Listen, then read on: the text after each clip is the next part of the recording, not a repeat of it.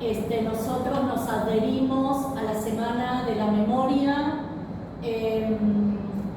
con distintas actividades que organiza, por un lado, la Facultad de Ciencias Sociales, mañana con un pañuelazo a la tarde, y desde hoy toda la semana adhiriendo en las clases y pudiendo articular cuestiones que nos parecen que son importantes seguir pensando, y bueno, y no lo dijimos, pero el titular de la cátedra, Daniel Lutsky, adhiere también a la clase de hoy, dejó el teórico a nuestro cargo, pero también les manda saludos, les da la bienvenida, y bueno, y nos parece que tenemos una responsabilidad como docentes, repensar la historia, poder conversar entre todos sobre los acontecimientos actuales y también históricos de nuestro país en el marco de esta semana tan especial, ¿no? Entonces, cuando pensamos un poco el teórico de hoy, con Germán le pusimos un nombre que no es un nombre casual, sino que está relacionado con los temas que nosotros vamos a atravesar en el cuatrimestre. Le pusimos de título al teórico de hoy, en homenaje también, Identidades, Memoria y otras desapariciones contemporáneas. Bueno, el título siempre sirve como para encarrilar la temática. Coincide, como bien decía María Marta, esta primera clase con el primer teórico de la materia, pero no va a ser el típico teórico de presentación, sino que va a estar enfocado a la tematización sobre la Semana de la Memoria. Pero hablar de identidad y hablar de memoria son dos conceptos que, por supuesto, están muy vinculados a la semana en cuestión, pero también intrínsecamente relacionados con el programa de esta materia y con las ciencias sociales en general, ¿no? Si uno habla de identidad, está abordando directamente el núcleo de lo que son las ciencias sociales, porque hay una pregunta que muchas veces, por obvia, queda sin formularse, que tiene que ver con quién es el protagonista de las acciones sociales, quién es el protagonista de la comunicación, de los vínculos, de las relaciones, quién es el que se comunica y con quién se comunica. Es decir, el tema de la identidad está ahí al principio de toda la arquitectura de los vínculos sociales y está por partida doble, porque si hablamos de un vínculo, hablamos de dos que se vinculan. ¿Y quiénes son esos que se vinculan? Y por supuesto que, como decía, identidad y memoria son dos conceptos que están muy interrelacionados entre sí, porque una de las particularidades que tiene el ser humano, la persona humana, es que tiene una historia. Es probablemente el único animal del reino biológico que se caracteriza por tener un rasgo de historicidad. El quiénes somos tiene que ver con el de dónde venimos, cuál fue nuestra escuela, cuál fue nuestro pasado, quiénes fueron nuestros ancestros, de dónde llegamos a ser estos que somos. Cuando le pusimos el título a esta clase, pues a veces sucede, ¿no?, que decimos que esta materia es psicología y comunicación. A veces decimos es psicología de la comunicación. Bueno, por ahí hablamos de identidad, memoria y otras desapariciones contemporáneas, o de identidades, memorias y otras desapariciones contemporáneas. Después vamos a ir al tema de las desapariciones, que es también un concepto tan fuerte, pero arranquemos por el principio.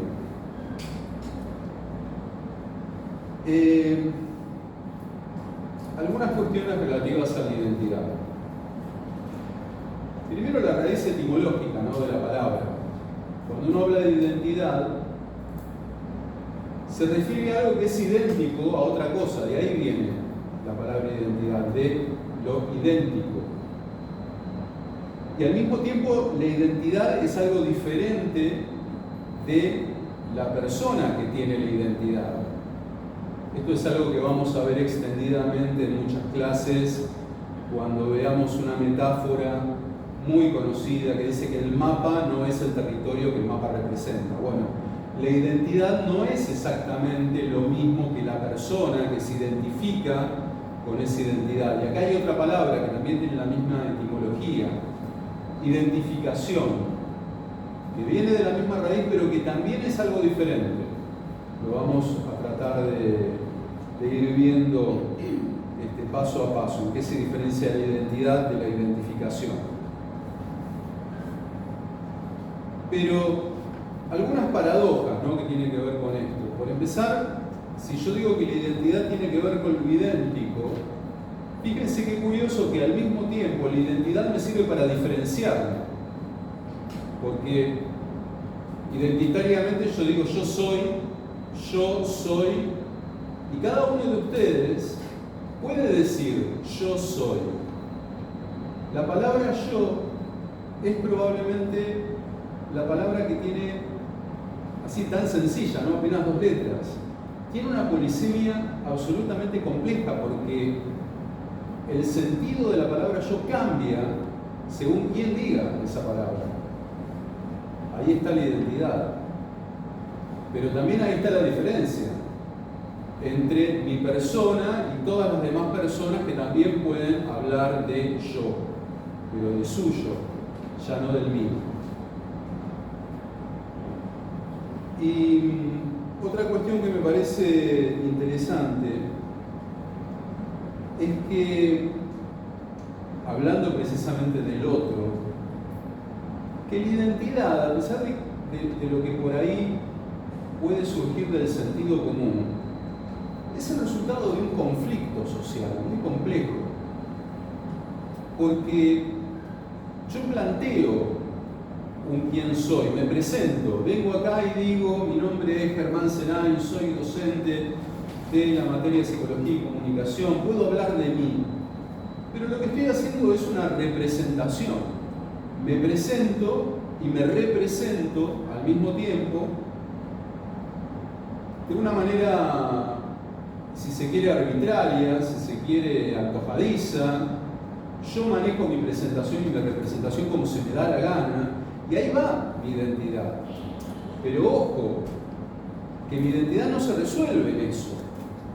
Mi identidad se termina de resolver, y es una expresión arriesgada, porque no sé si alguna vez se termina de resolver la identidad, pero pongamos que sí, en el encuentro con el otro. Porque cada uno de ustedes me ve a mí, ve a mis colegas, y se hace una idea de quién es esa persona que me está hablando, quién es esa persona que tengo delante, quién es esa persona a la cual estoy mirando. Y ahí también hay una proyección que tiene que ver con la identidad, pero ya no es una identidad que pueda manejar yo, es una identidad que me viene asignada desde afuera. Ahí es donde uno de los autores que vamos a estar viendo a lo largo de la cursada, Jean-Paul Sartre, dice: somos lo que logramos hacer con lo que los demás hacen de nosotros, con lo que los demás ponen en nosotros. Se largó a llover.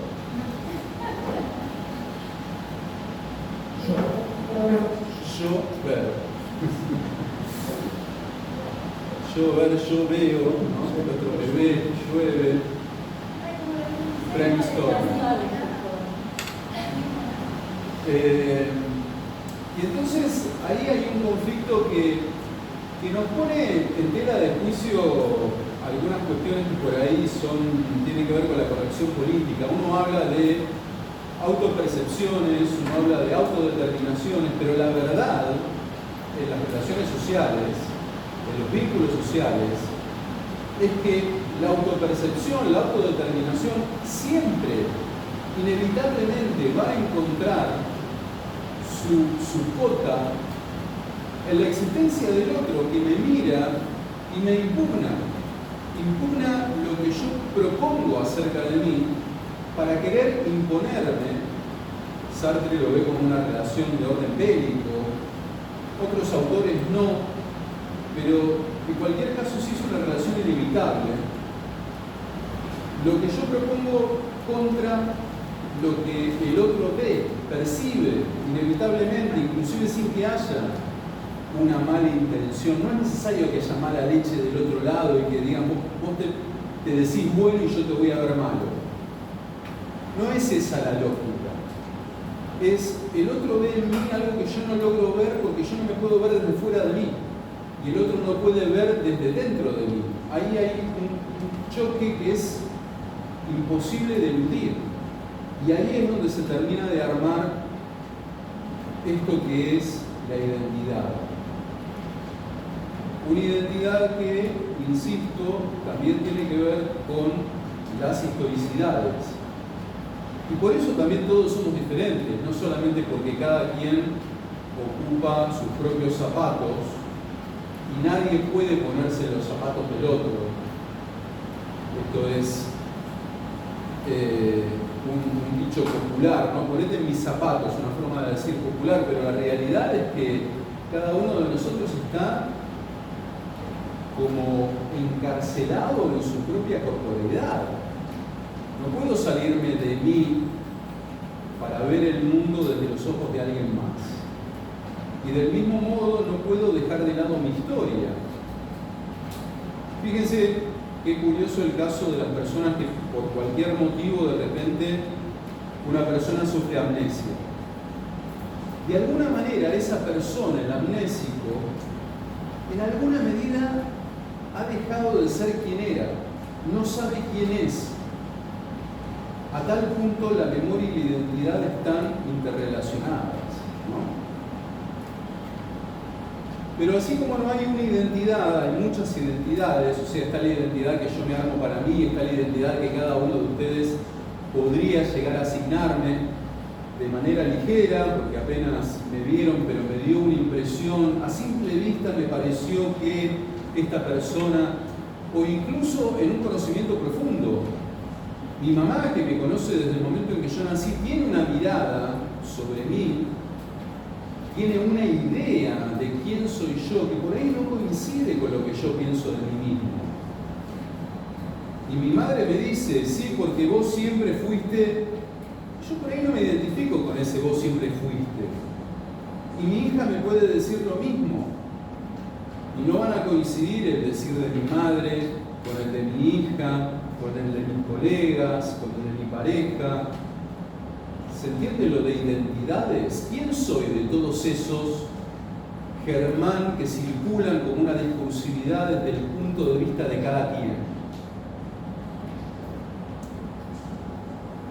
Y ojo, que esto todavía se complica más, porque cada uno de nosotros es, sí, individualmente, pero también es en el orden de lo sujecional. A ver, dentro del uso de las palabras, nosotros usualmente, en el uso común de las palabras, uno dice persona, individuo, sujeto, y son sinónimos. Y en realidad, individuo y sujeto son palabras que son antónimas. Lo individuo es lo que no se puede dividir, lo que tiene una autonomía que ya resiste cualquier división adicional. Y lo sujeto, por el contrario, es aquello que está atado, anclado a una otra cosa, por una relación de sujeción.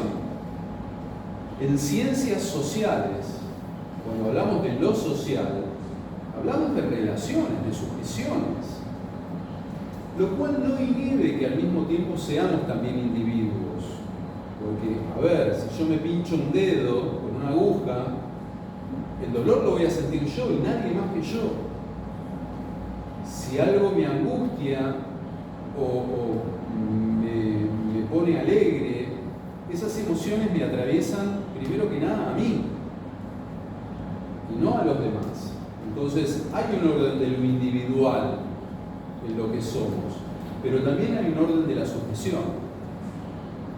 Y hay identidades que son del orden de lo individual y hay identidades que son del orden de lo colectivo.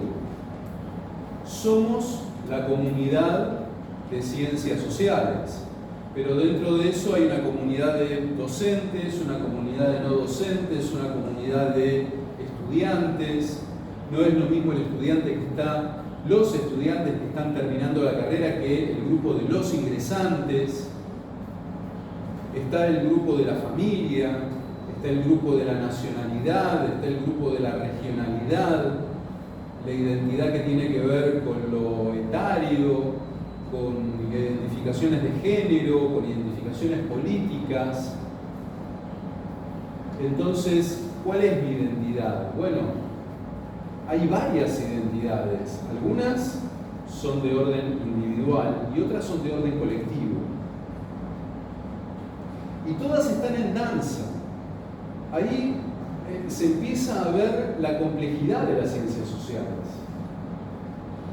Y no puedo reducir esto que estamos proponiendo, esta complejidad que estamos proponiendo, porque sí, puedo reducirla, pero puedo reducirla analíticamente, y en la medida en que hago esta reducción analítica, me estoy alejando de la realidad de mi objeto de estudio.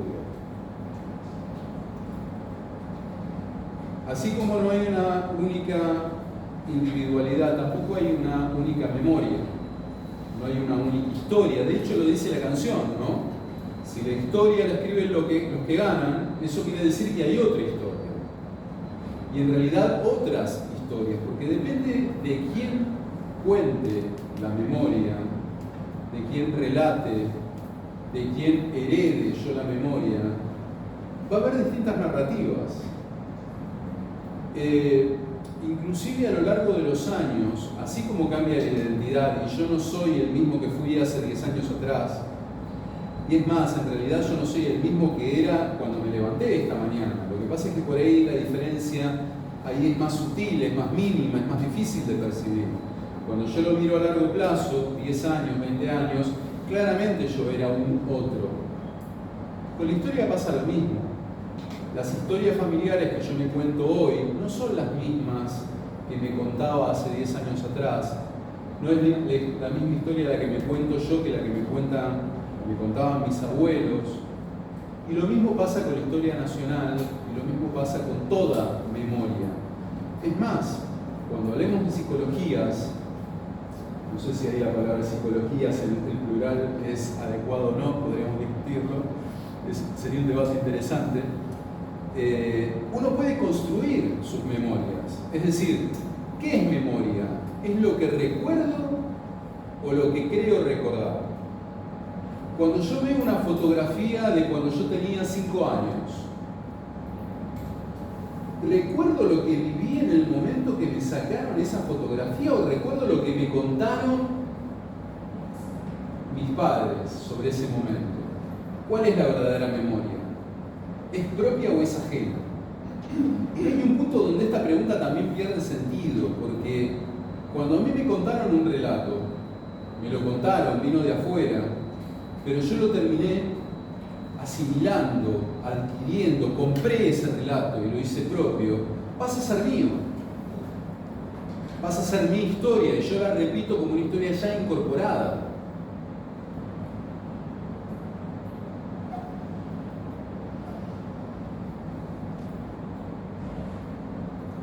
Para ir cerrando mi parte, hablábamos de identidades colectivas, de quiénes somos como sociedad, de quiénes somos como comunidad.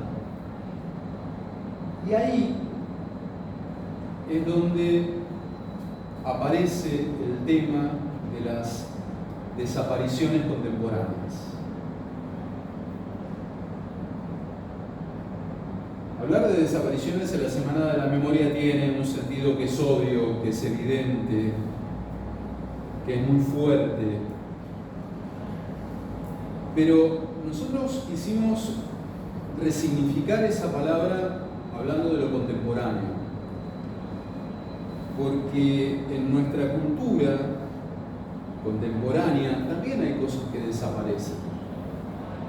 Vivimos en una sociedad marcadamente individualista, casi me atrevería a decir egoísta, donde los parámetros son, primero que nada, el qué me pasa a mí, cuáles son mis intereses, cuáles son mis objetivos, cuáles son mis conveniencias y cómo puedo articular todo ese yo con el contexto. Está bien, ya lo dijo Ortega y Gasset, cada uno de nosotros es con su circunstancia, en su circunstancia y su circunstancia. Pero una de las desapariciones contemporáneas tiene que ver con ese sentido de la pluralidad. Tendemos a pensar primero que nada en lo individual y lo social queda un poco dejado de lado. Las consecuencias, va a ser inevitable que lo hablemos a lo largo del cuatrimestre, están a la vista, las estamos viviendo, las estamos experimentando. Hay un vaciamiento de muchos significantes y el significante comunidad, sociedad, es uno de los que más están sufriendo. El significante identidad también. Y ojo, este es un proceso que no tiene que ver con la Argentina, es un proceso contemporáneo que tiene que ver con una cultura mucho más extendida. Si uno lee los libros de Zygmunt Bauman, todo lo que tiene que ver con el concepto de identidades líquidas, ahí también hay otra desaparición, la desaparición de la identidad como algo sólido. Marshall Berman, todo lo sólido se disuelve en el aire. Marx también, por supuesto. ¿Qué quiere decir esto? Que hubo otros momentos de la historia donde determinados significantes tenían un peso que hoy ya no tienen, tenían límites que hoy han desaparecido. ¿Qué quiere decir hablar de identidades líquidas? Lo vamos a trabajar, pero como para poner el tema. El líquido no tiene forma. El líquido adopta la forma del recipiente que lo contiene. Adopta el líquido de esa jarra, de esa botella, de ese vaso. Por más exótico que sea el recipiente, el líquido va a adoptar siempre esa forma. Y Bauman dice, esa es una de las características de nuestro tiempo contemporáneo. No tenemos identidades asumidas de una vez y para siempre, ni individuales ni tampoco sociales. Nos vamos acomodando. Somos sujetos identitariamente acomodaticios, porque nuestra cultura está marcada por la exigencia de tener que adecuarse a la incertidumbre. Habrán escuchado esto de algún político argentino recién. Entonces, para adecuarme a la incertidumbre tengo que ser muy flexible, tengo que ser líquido. Pero en esa metáfora de lo líquido hay algo que se pierde, que es la identidad de saber quién soy. En las redes sociales, la memoria es algo que no existe, la historia es algo que no existe. Existe, pero de una manera absolutamente fragmentaria, caótica, manipulable. En internet no hay tiempo. Uno ve la noticia de que se murió Ray Bradbury. Ray Bradbury se muere todos los años, porque esa noticia no tiene una fecha. Y cada tanto se pone de moda que alguien replique esa noticia de años atrás y se reactualiza. Y no hay diferencia entre la noticia y la fake news. Y hay que salir a investigar si ese dato que circula es real, es ficticio. Y cuando perdiste suficiente tiempo en investigar, te das cuenta que en el fondo no importa, porque son construcciones tan lábiles que cuando terminaste de determinar si esa noticia es real o no, ya esa noticia pasó. Pero ni siquiera se ha convertido en historia, esa noticia ya es historia, iba a decir. No, simplemente se disolvió en la nada. en el aire. Todos los sólidos se disuelven en el aire. Esa es la característica de nuestro tiempo y ese es el gran desafío que tenemos ahora en la Semana de la Memoria, donde algo nos dice, hay algo por recordar y hay gente que ya no sabe qué. Hoy mismo una persona muy cercana a mí me dijo, bueno, pero ya está el tema de la memoria, ya todos sabemos de qué se trata. No, la realidad es que no todos sabemos de qué se trata. Y es más, cada vez más gente está olvidando, cada vez más gente no sabe qué significa recordar. Gracias, Ger. Un poco cuando pensábamos el encuentro de hoy, con este título que pensamos con Germán, nos parecía que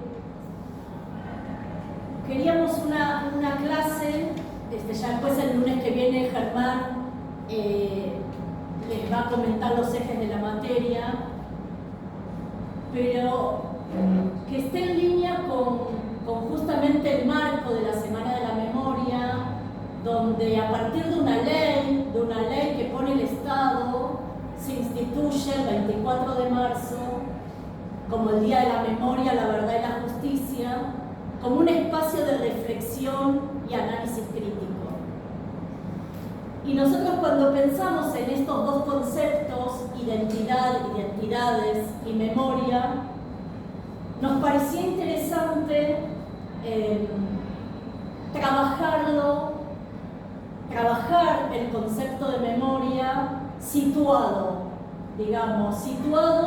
en, como decía Germán, relacionado con el tema de la identidad, situado en esta facultad, en esto que nos da una identidad y nos diferencia, porque cuando uno tiene una identidad también nos diferenciamos de otros colectivos, de otros espacios, como estudiantes y docentes de la Facultad de Ciencias Sociales. Entonces, por un lado eso, quiero plantear algunas cosas sobre la memoria, pero desde un lugar territorial, historizándolo desde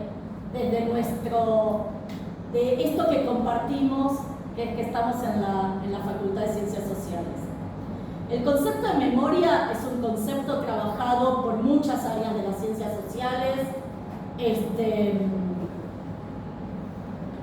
por supuesto también desde las ciencias más biológicas, naturales, dentro de la psicología, que es lo que nos encuadra como materia, la psicología cognitiva es la que tiene como objeto de estudio a la memoria, pero desde un lugar más como de proceso de recolección y de guardado de información, ¿no? Como si fuésemos un archivo que no sabemos dónde está, porque uno dice la memoria, uno tiende como a ubicarla acá, ¿no? Como cuando uno dice la mente, en algún lugar del cuerpo está, seguramente, o lo podemos pensar en forma más abstracta, pero como ese archivo donde uno va a buscar cuando tiene que recordar algo.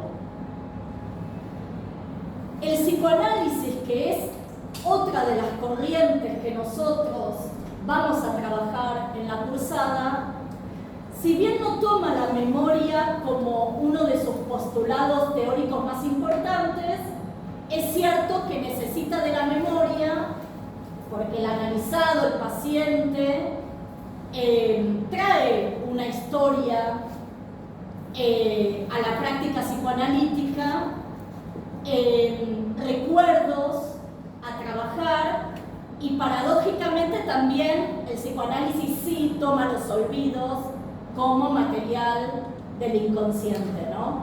Si bien para el psicoanálisis memoria e historización no es lo mismo, ya lo veremos en su momento, pero sí toma los olvidos, y Freud ha trabajado mucho sobre ellos, como una de las manifestaciones del inconsciente. Ahora, volviendo al tema de la memoria en este lugar situado en la Facultad de Ciencias Sociales de la Universidad de Buenos Aires, en la Semana de la Memoria, yo quiero tomar el concepto de la memoria como intervención. Intervención es un concepto también bastante familiar en esta facultad, ¿no? Los compañeros de trabajo social la recontrausan. Bueno, nosotros tenemos una orientación en el nuevo plan de estudio que es la de intervención, la carrera de ciencias políticas. Intervención tomada desde un lugar, desde la praxis, ¿no? Desde la construcción. Ahora lo vamos a trabajar, como decía Germán, colectivamente, desde este tejido que se va construyendo y tejiendo, enlazando en los vínculos con los demás. Pero bueno, intervención como praxis, que significa desde el concepto más marxista, podríamos decir, práctica y reflexión. Ahora, yo quisiera preguntar a todos los que estamos acá que pensemos qué espacios de memoria tiene la Facultad de Ciencias Sociales. Muchos de ustedes cursan varios días de la semana, algunos quizás hace años. Nosotros venimos de 3 edificios, ¿no? Hemos pasado por Marcelo T, por Parque Centenario y estamos ahora acá, así que todos los que estamos acá sentados hace muchos años que estamos acá. Mucha memoria. ¿Callado? ¿Eh? ¿Cómo? Ah, no, por Callado. Callado. Yo sí, ¿Sí? no tenés. Yo empecé en Marcelo T, en el año 95. Yo fui pionera de... Bueno, pero que ustedes fueron de los estudiantes. primeros 300 estudiantes. Que eso un poco no lo dijimos. Que no teníamos acá ahí. tenemos... 2 psicólogos. Claro, la parte de psicología y la de comunicación. Se habrán dado cuenta por lo que vengo diciendo que soy psicóloga. Entonces, pensemos, cuando transitamos la facu, los diferentes pisos, el patio que está abajo, ¿qué espacios de la memoria tenemos? En el comedor o donde se entra la biblioteca está toda la pared que tiene las fotos. Perfecto, son fotos de estudiantes desaparecidos, estudiantes de esta facultad que quizá, No, pero la facultad no existía. bueno, no, este espacio no, pero de las carreras, de las diferentes carreras que podrían ser hoy docentes de ustedes, ¿sí? Y que no están. ¿Qué otros espacios de la memoria hay en esta facultad? El aula del patio. ¿Qué? El aula del patio tiene también una de las citas de la Rodolfo Walsh. Creo que tiene la carta. Bien, muy bien. Mural, hace un par de años ya que lo uso, pero hay un mural en algún lado de la facultad por una chica desaparecida o... Exactamente, hay un mural de una alumna que, no, sí, que por femicidio, por algo. Bien. Que está abajo, la planta baja. Esa chica. No, no es de planta. ¿Vos decís el de planta baja? Esa chica era del centro de estudiantes. Esa chica se fue. Yo nunca supe por qué estaba ahí. Y por eso la mataron. No, yo la que digo no es de planta baja. No me acuerdo por qué se pone, pero hay una chica que está abajo. Fíjense qué interesante que aparece la duda. Digo, circulamos habitualmente por este espacio áulico, No sabemos. lo vemos todos los días, pero no lo vemos. Yo recién el año pasado, un día haciendo tiempo abajo, descubrí un mural hermoso pintado sobre la noche de los lápices. ¿Qué otros espacios? También hay algunos sobre Santiago Maldonado. Bien, exactamente, hay uno de Santiago Maldonado, hoy justo lo vi, subiendo porque salí del ascensor y está bien. En una de las aulas de abajo, que está en el patecito, tiene la carta de Rodolfo Walsh sobre la pared. Después hay aulas que tienen arriba escrito con aerosol, parecería con pintura, nombres también de desaparecidos o de víctimas del terrorismo de Estado. Perfecto. La Bien. Plaza Seca también está llena de murales. Es la que dice la compañera, la de abajo de planta baja. O sea, el espacio, la Plaza Seca, lo que está al lado de la entrada. ¿Eh? No, el conversódromo. En la entrada. Ah, el conversódromo.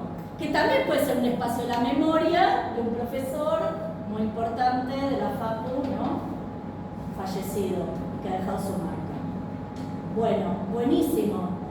Y seguramente, quizá, ojalá, cuando nos vayamos de acá o cuando volvamos en otra semana, empecemos como a mirar. Hay también, ¿sabes qué? En los estudios de televisión de abajo hay uno que tiene la placa de Gabriela David, que fue docente de esta carrera y que murió muy joven. Claro, porque Tiene el nombre de ella. ¿No? Sí. Sí, ahora también se está como usando más eso, ¿no? Como el recuerdo de quienes dejaron huella también acá. Bueno, la facultad se llama, no me acuerdo el nombre, Schuster, que fue. Exactamente, que fue decano de la facultad. Bueno, es muy interesante porque todos estos espacios que ustedes fueron nombrando, que fuimos tejiendo colectivamente, que muchos tienen que ver con lo fotográfico, lo poético, el muralismo, distintas maneras de accionar, o sea, de estar la memoria interviniendo, ahí la memoria en intervención. Y quería tomar dos citas cortitas para conectar con esto, de abuelas de Plaza de Mayo. Una dice: la memoria no como la reconstrucción del pasado, sino la exploración de lo invisible. Otra cita: la memoria no es un saber añadido meramente exterior, es el espacio mismo, el topos de la subjetividad. Y hablando un poco de psicoanálisis, y que también vamos a ver a otro autor muy importante que es Lacan, hay un par conceptual, podríamos decir, muy importante, que lo vamos a trabajar con el estadio del espejo, que es el par ausencia-presencia. Que no son antagónicos, como hablaba Germán de otros conceptos, ¿no? Porque a veces tendemos a la bipolaridad, bueno, ya cuando veamos cartesianismo lo vamos a trabajar los dualismos, pero el par ausencia-presencia son como dos conceptos donde uno necesita del otro. No sé ustedes qué les pasa cuando se encuentran con estas intervenciones, ¿no? El que decía las compañeras de la foto, que además está sobre un fondo azul, creo, las fotos. En realidad lo que está planteando esas intervenciones de memoria es justamente esto, ¿no? Que el espectador estudiante, el espectador docente, el espectador no docente se sienta como interpelado con ese recuerdo, a manera también de no solamente interesarse el qué pasó o el por qué está acá, sino no solo como un ojo que observa, sino como construcción colectiva, memoria colectiva, de que habitamos un lugar donde, bueno, algo también pasó o algo nos quiere decir esa intervención. Y esto, ¿por qué me parece importante? por esto que decía Germán, ¿no? Estamos como en los tiempos de hoy, en los medios de comunicación, o en aquellos, o en determinados personajes, personas que circulan por los medios de comunicación, políticos, actores políticos, personalidades sociales, que tienden a tener un discurso de necesidad de acabar con la grieta, de cerrar el pasado, de sanar cierta cuestión conflictiva. Y justamente la memoria como intervención, esto de lo que estamos conversando, esta ley que instituye el 24 de marzo como memoria por la verdad y la justicia y que genera estos espacios de reflexión, justamente no es para cerrar, sino para seguir abriendo. Y con esto era lo que decíamos al comienzo de esta clase, que nos sentimos con ese deber, los que somos docentes de esta Facultad de Ciencias Sociales, abrir esos espacios, que nunca más, en realidad no es un cierre en la cadena significante, digamos, todo lo contrario, es un eslabón de la cadena que falta, ¿no?, en esta ausencia-presencia. Y me parece que, hablando de la ausencia-presencia,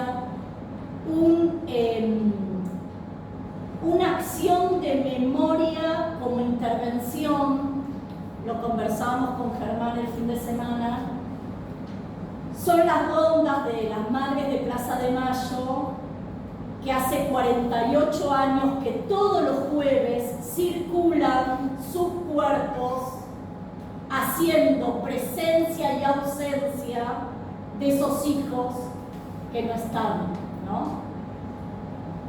En sus cuerpos son la memoria. Esto lo hablamos en la cátedra la Semana de la Memoria del año pasado, para los 40 años de democracia, que vino una compañera a exponer sobre cuerpo y sobre danza. Los cuerpos de las madres circulando en ese ritual en una de las que podríamos decir las plazas más importantes del país. Esos cuerpos circulando, esas presencias, vienen a ocupar el lugar de esas ausencias hace 48 años, memorizando algo íntimo, haciéndolo público, y hoy en día, bueno, es algo que circula por todo el mundo, ¿no?, la historia de las madres. Pero qué interesante también que aún cuando no están, o sea, los lunes, martes, miércoles, viernes, sábado y domingo, están sus pañuelos en el piso. Ya hace unos años que están sus pañuelos alrededor, en círculo, en la Plaza de Mayo. Entonces, miren simbólicamente qué importante esto de la ausencia, presencia y la memoria colectiva. Y tenemos nosotros un montón de intervenciones, de memorias como intervención.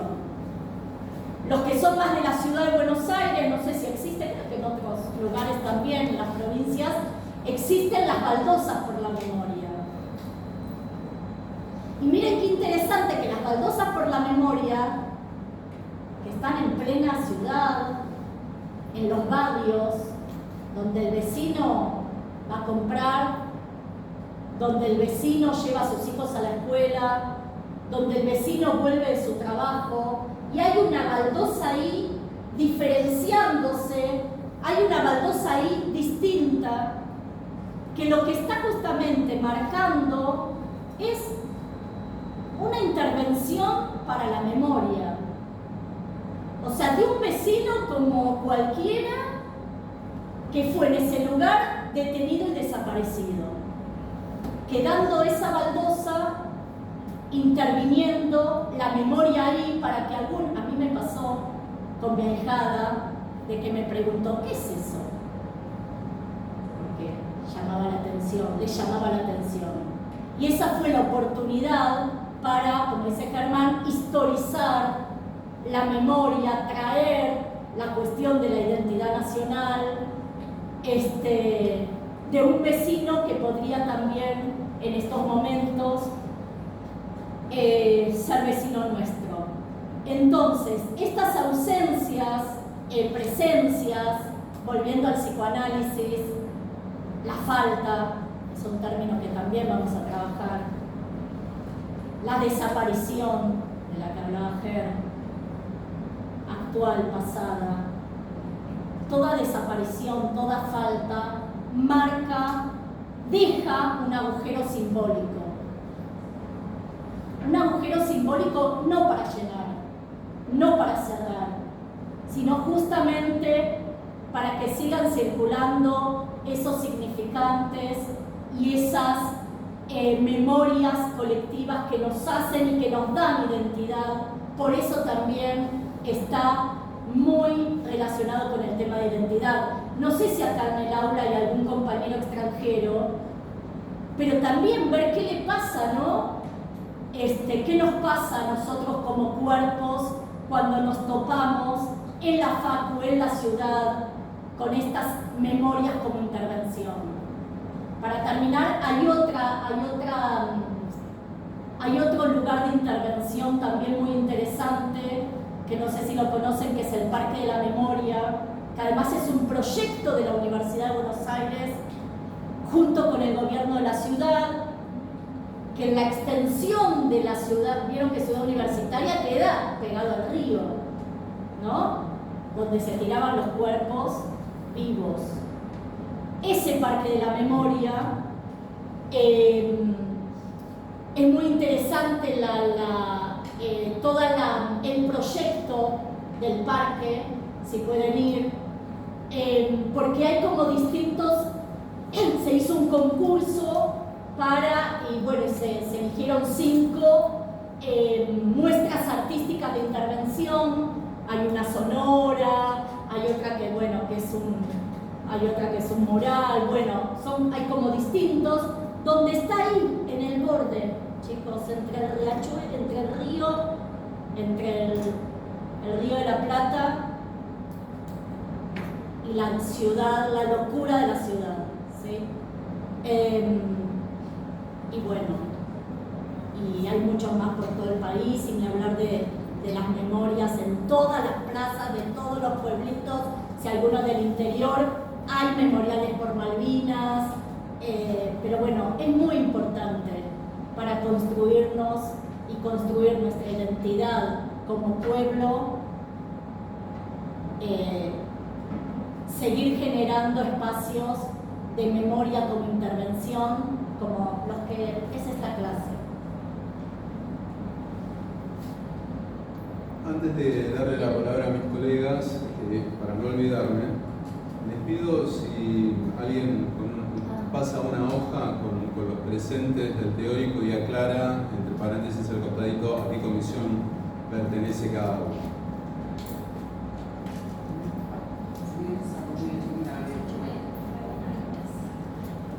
No, yo más que nada darles la bienvenida a todos a este cuatrimestre y desearles una buena cursada, desearles que el conflicto los acompañe, que no veamos al conflicto que está presente, no solamente desde lo que los centros de estudiantes traen, sino desde la propia clase, digamos. Acá no se trata de aplastar los problemas, de intentar que no estén, sino de trabajar con ellos. Problemas a todos los niveles, los tenemos, los tendremos y es parte del asunto, y hacemos con eso.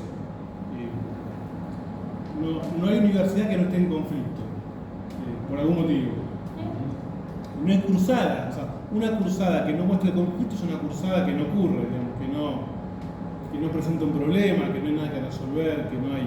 Bueno, el conflicto lo hacemos entre todos, podemos decir. Es responsabilidad de todos y me parece que no hay que, o sea, les quiero transmitir el aliento de no creer que que lo que se presenta como algo malo necesariamente va a terminar mal. Que pensemos también con cierto optimismo y que no dejemos nunca, esta es un poco mi mirada de lo que es cursar una carrera, no dejemos nunca de vincularnos, de llegar un poco antes de la clase, de apropiarse de los espacios de la facultad, de hacerse amigos, de darse el lugar también para que la facultad no sea solamente cursar. Es una carrera larga, ustedes estarán más o menos por la mitad, puede ser, un poquito más para adelante, o ¿qué? ¿Terminando? Ah, bueno, mirá, no sabía que... están, ¿y los demás más o menos cómo están? ¿También por el final? 8 materias. Pero fue una carrera larga, entonces, cambio, fue una carrera larga, la están terminando, saben de qué hablo, no se les ocurra abandonar en este momento, pero me imagino que ustedes habrán tenido también sus tácticas para llegar hasta acá, ¿no? Porque saben que lo más frecuente es ir dejando, ¿no? Son más los que van dejando que los que van llegando, entonces saben de qué hablo, de lo que es hacer la facultad. No solamente esperar que el docente traiga el contenido cocinado, sino estar presentes en el sentido más amplio de la palabra. Así que bueno, bienvenidos y que tengan una gran cursada y un gran cuatrimestre en todas las materias que hagan. ¿Tengo que hablar yo? O así querés. A mí me encanta hablar, lo voy a hacer breve. Con respecto a la memoria, lo que venían diciendo mis compañeros, como hay en esta historia, hay un conflicto de dos grupos, ¿no? Y siempre se dice, yo vengo escuchando, yo viví la época del proceso, así que ya me estoy delatando con la edad, pero viví el proceso y fue una transitar, andar por la calle, viajar, vivir era muy complicado, ¿no? Y como había alguien que combatía y algo que combatir, ¿no? Porque estaban enfrentados estos grupos, pero uno tenía el poder, que es lo que se denomina este terrorismo de Estado, que es lo que todos vamos a estar, por lo menos todos los que pensamos como nosotros, no todos, no, porque hay gente que no piensa así, que hay otras herramientas para combatir lo que está mal, ¿sí? ¿Qué quiero decir con esto? Que si yo pongo una bomba, está mal, ¿no? Mato gente, está mal. Pero eso, las personas que ponen esa bomba, como está pasando en Israel lo mismo, tienen que tener una justicia, ¿no? Que yo le voy a poner otra bomba más grande y voy a matar a todos los que se me ocurre que además pusieron la bomba. No sé si quedó claro, ¿no? Si queda claro. Como que está bueno que podamos saber las dos partes de la historia, que no nos quedemos con una parte sola, porque si no nunca terminamos de comprender por qué pasó esto. Esto pasó porque había otra cosa, pero ¿por qué se combatió? ¿Por qué se resolvió tan mal? ¿No? Que haya tenido que sufrir tanta gente además. Eso para mí es muy importante, que nosotros sepamos las dos caras de la moneda, ¿sí?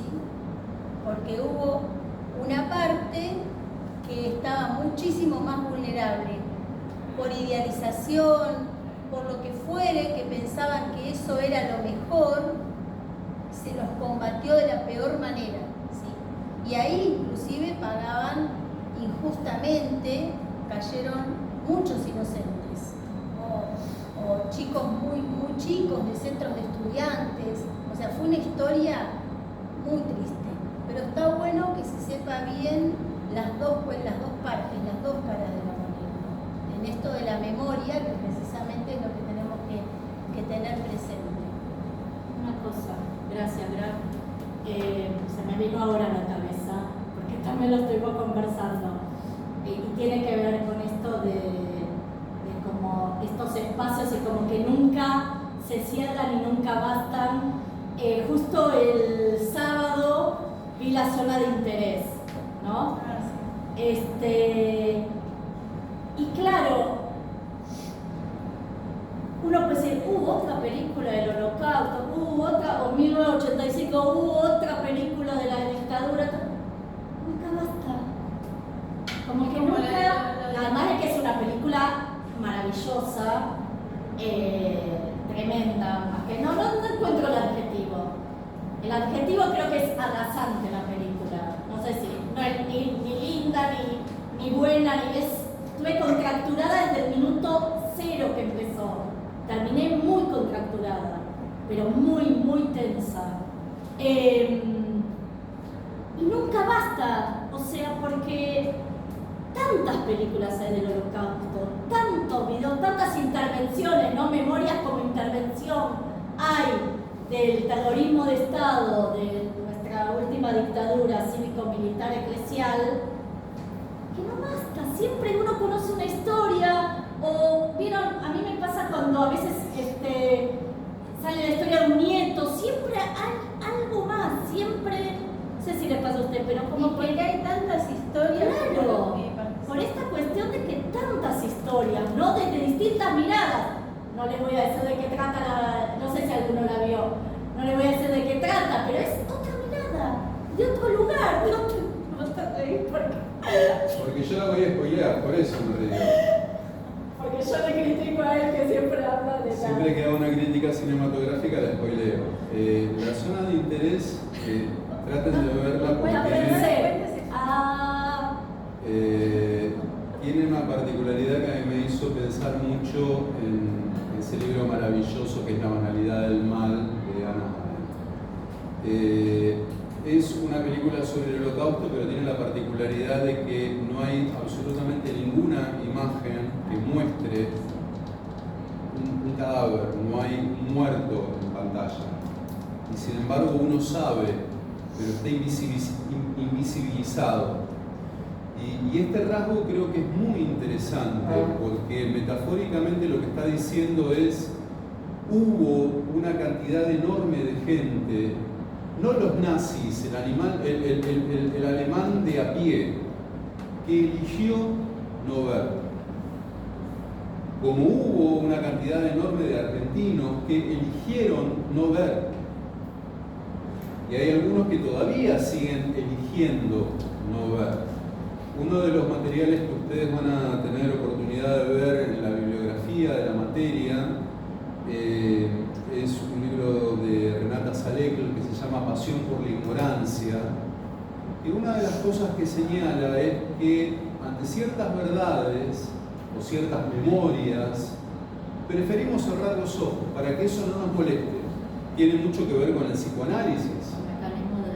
La cura del psicoanálisis muchas veces viene forzando una memoria que ha sido borrada inconscientemente por el propio sujeto.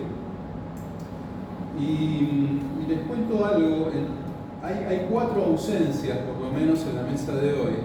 Esto es a modo anecdótico, pero quizás no tanto. Iba a venir un familiar de desaparecidos que tenía que preparar otro acto hoy y por eso no pudo estar. Iba a venir un historiador que enfermó de dengue y por eso teníamos invitados especiales para que no nos la presencia del mosquito. No, que teníamos invitados especiales para que no nos escuchen solo a nosotras, pero hay 2 ausencias que tienen una particularidad más interesante.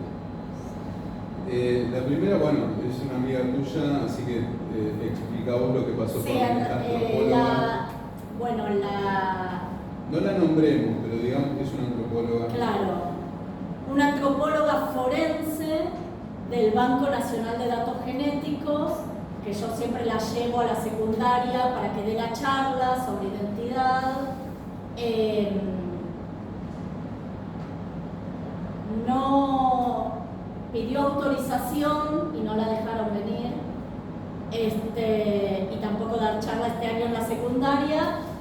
Y la jefa le dijo, cuanto menos aparezcamos en las cosas, en los medios, a nivel público, mejor. Más vamos a sobrevivir porque estaba como, bueno, como el INAD y como algunos lugares que están por cerrar. Entonces, iba a venir para estar como en el público, pero bueno, justo es la mujer del historiador que está contento.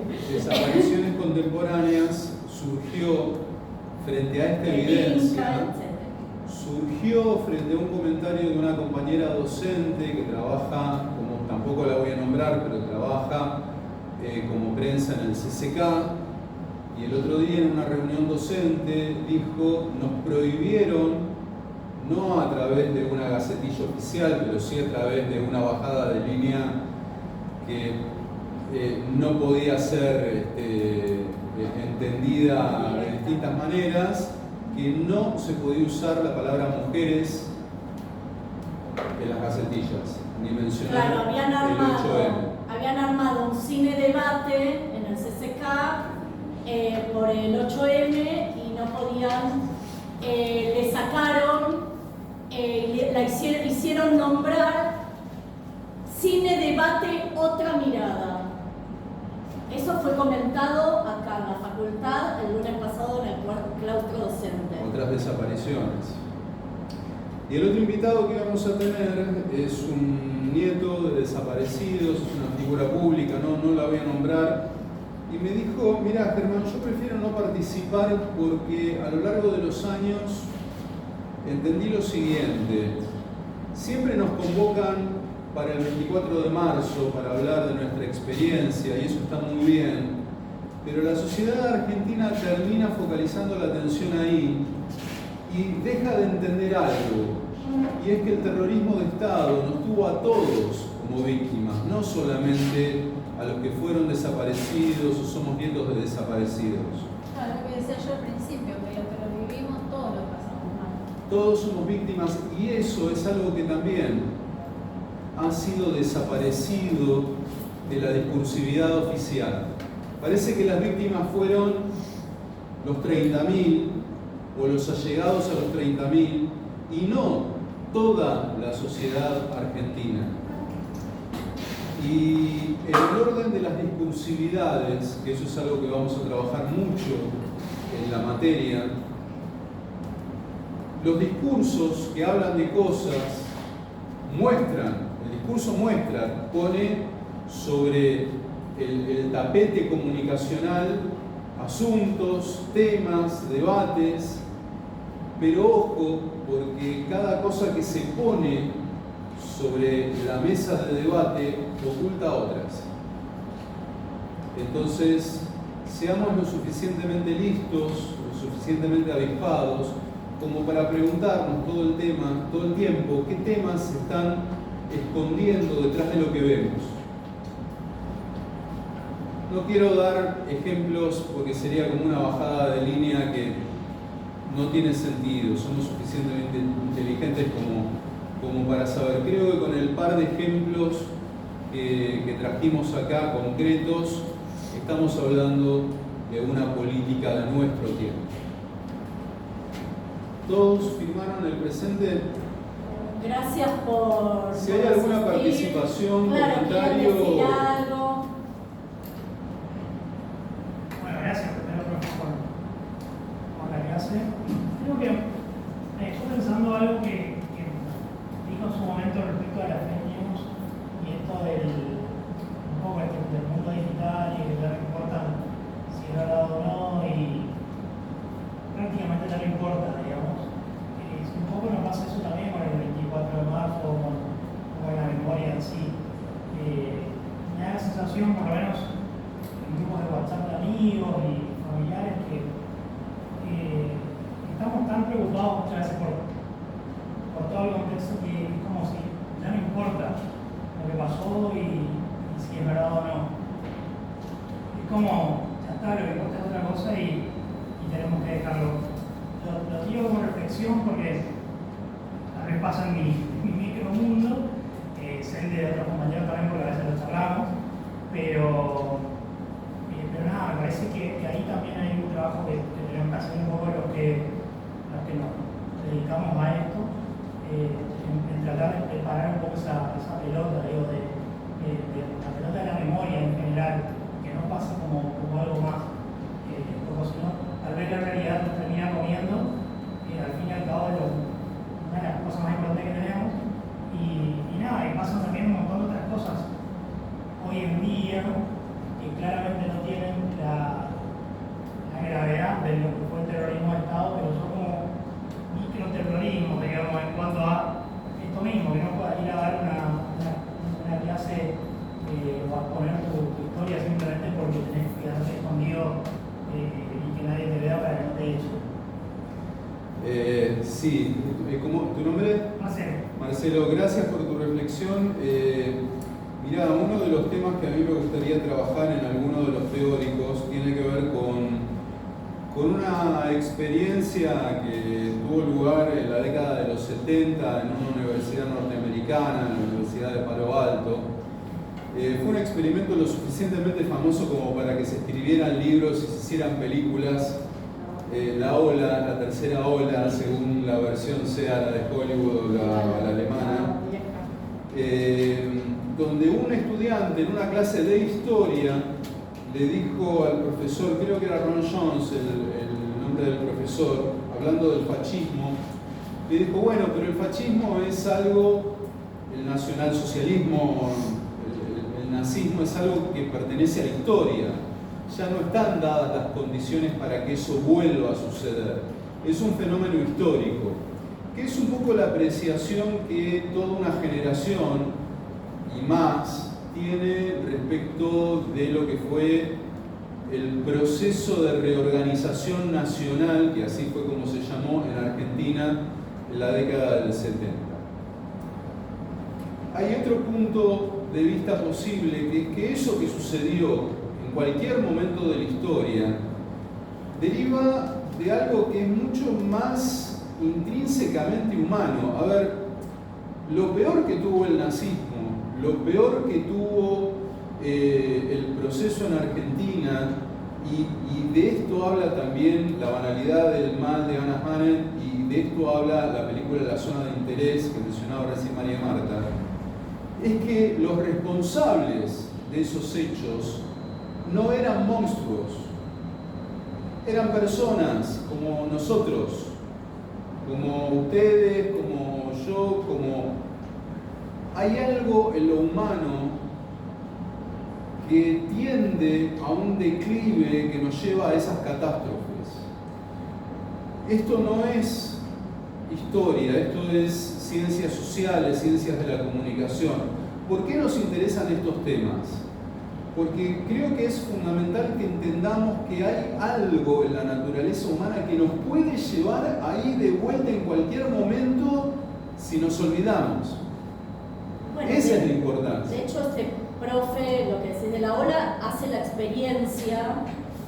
Genera un proceso fascista Dentro del aula, que se le va de las manos, él mismo se deja de dar cuenta de que creó un fenómeno fascista y que él es parte de ese fenómeno fascista y tiene que venir alguien desde afuera a decirle, che, esto que hiciste se te descontroló, paralo.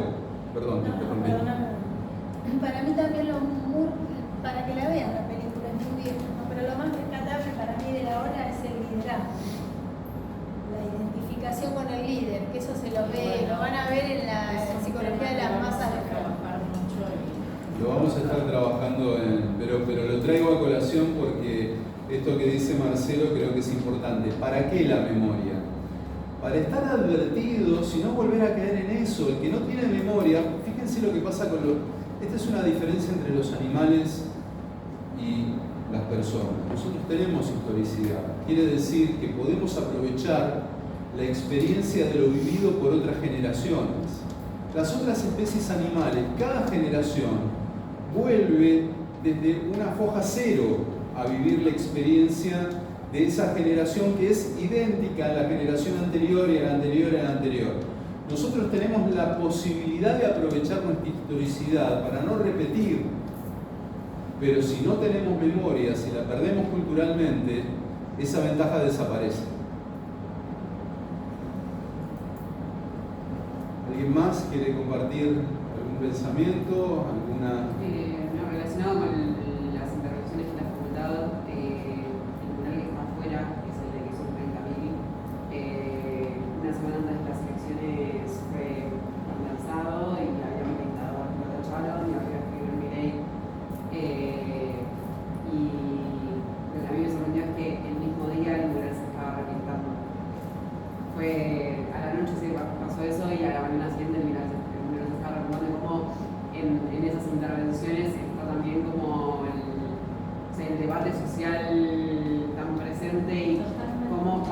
hacer eso tan importante como debatir otras cosas, como es una forma de hacer política, de estar repintándolo el mismo día, es decir, no, esto es así y no lo van a poder tapar.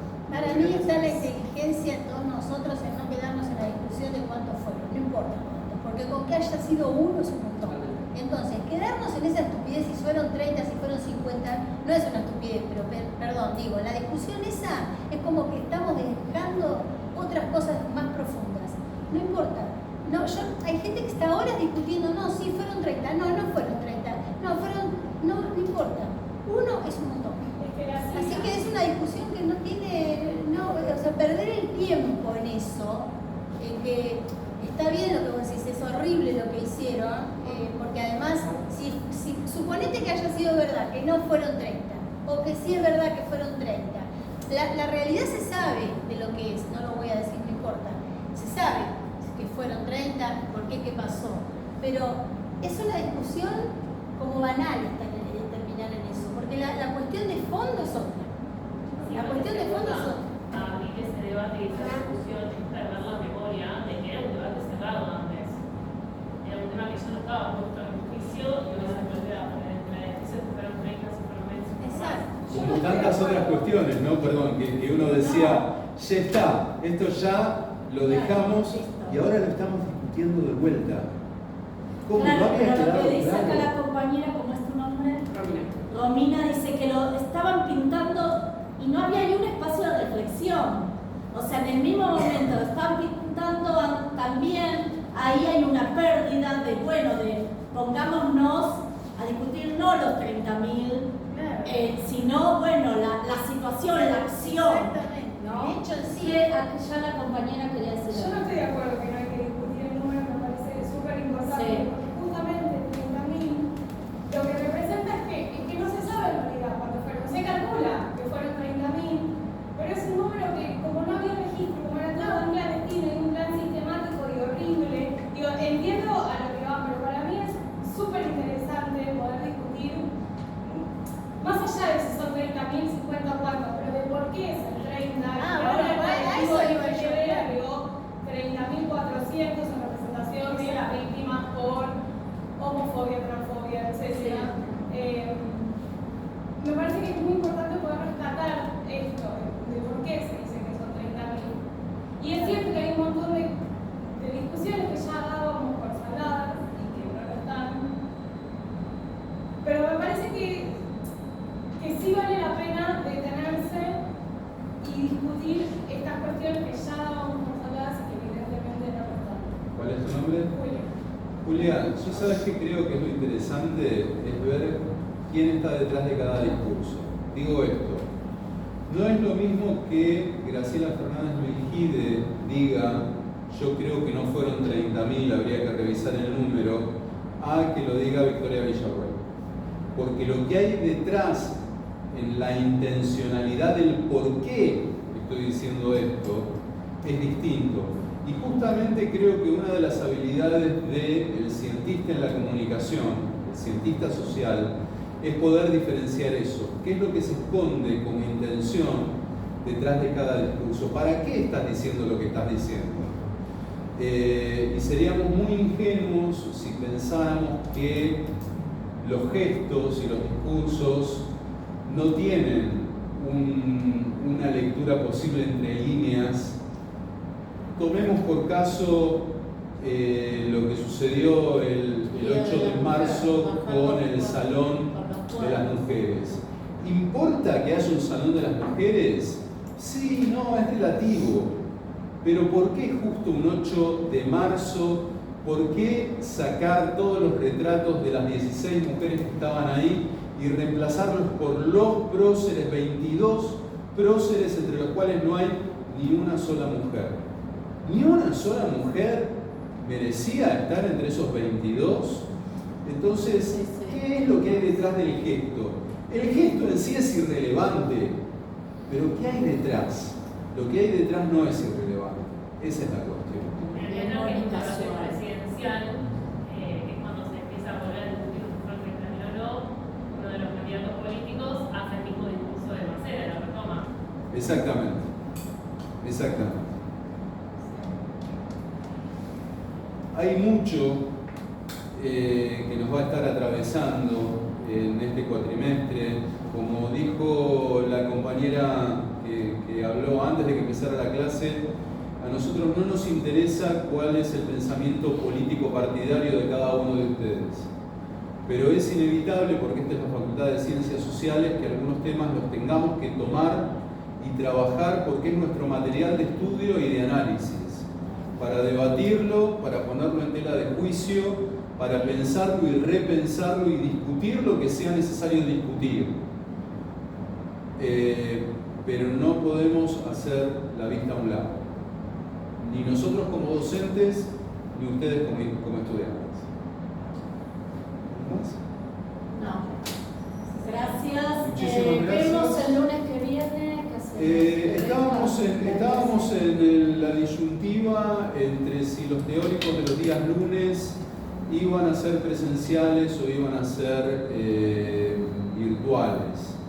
En principio, y en tanto mantengamos, porque en teoría los teóricos son obligatorios, son de presencia obligatoria en un 75%, lo mismo que los prácticos, por eso es que hoy tomamos lista. Y la facultad lo publicó como presencial. Lo que pasa es que en el programa había aparecido en principio como virtual. Otra de las cosas que la dirección de la carrera manifestó es que considera y consideramos que la presencia en la facultad tiene una importancia simbólica. Digo, este es nuestro espacio y está bueno que vengamos a ocuparlo. Entonces, en principio vamos a hacer todo lo posible por sostener esta presencialidad y el lunes que viene los esperamos en esta misma hora a las 19.